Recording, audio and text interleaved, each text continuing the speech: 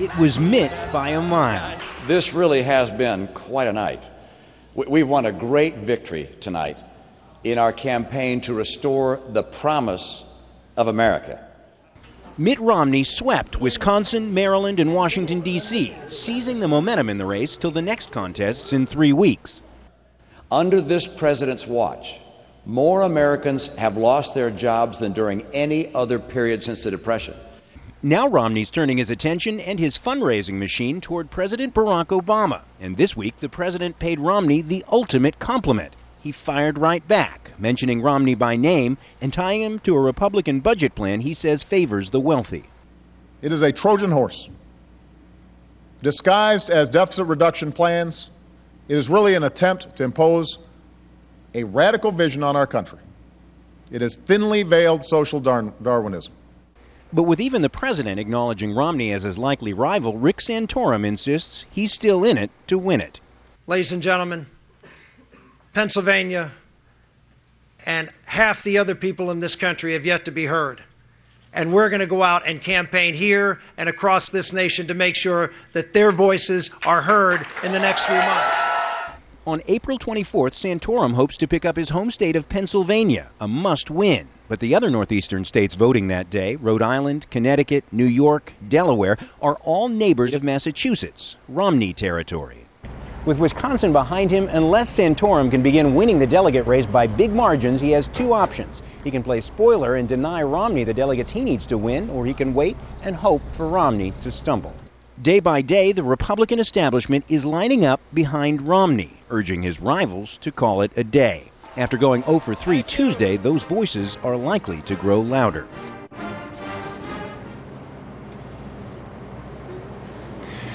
Well, as Rick Santorum looks away from Wisconsin, he's got to be asking himself whether he ought to continue this race. He hasn't had a win in a long time.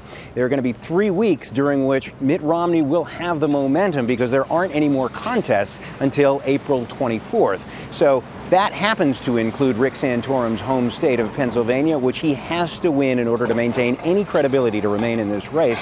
But Mitt Romney, however, is going to move forward and continue to address Barack Obama and collect the delegate votes he needs to become the nominee. Rick Santorum says if Mitt Romney reaches that number of 1,144, he will gracefully back out. But he says he's not doing it now. He is in this race, and we may have an interesting race for some weeks to come. So, John, as far as you're concerned, is the race over following the results tonight?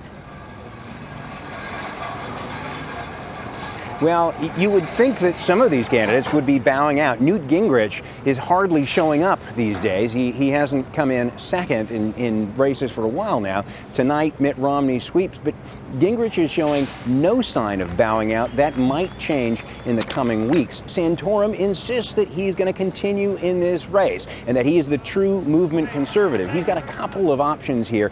Even if he doesn't get the delegate vote, he can deny Romney the votes that Romney needs to win, or he can just sit back and wait for Romney to stumble, to do something so devastating to his campaign that he's no longer a viable candidate. So Rick Santorum at this point is a long shot. He's probably not going to bow out before he runs in his home state of Pennsylvania. But after that, he's going to have to do some serious soul searching and question whether he is a viable candidate, because the other states that are running then are all states that seem to be leaning toward Mitt Romney.